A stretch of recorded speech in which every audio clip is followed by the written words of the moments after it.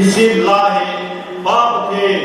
sapa pathen chule thakau theng pathen son ahi Tim ga hona na sei thu chu ta sa phen a hum ping tai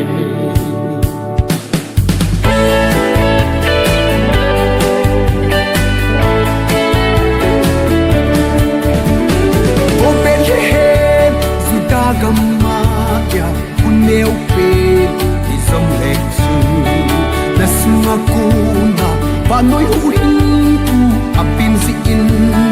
khupi min thang pin nahi tai o Bethlehem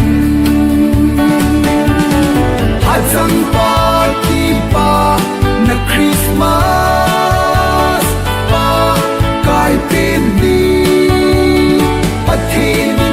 sen khom pi din ei hum dil ta ve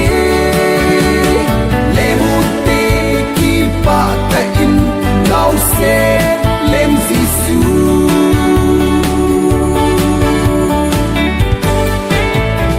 Min noi dung pe kel mui chim kho chu ha chang pan a ki pa pui gan thei leng vai te ki pa ni a hi Sisu pin ni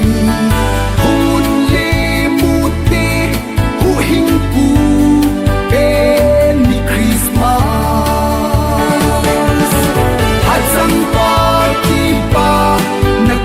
Christmas pa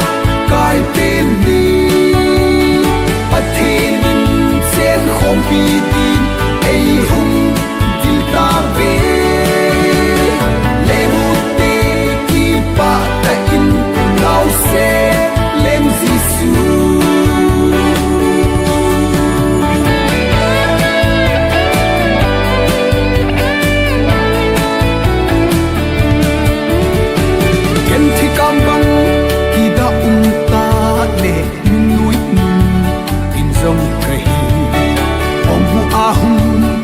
Ken ko nga hum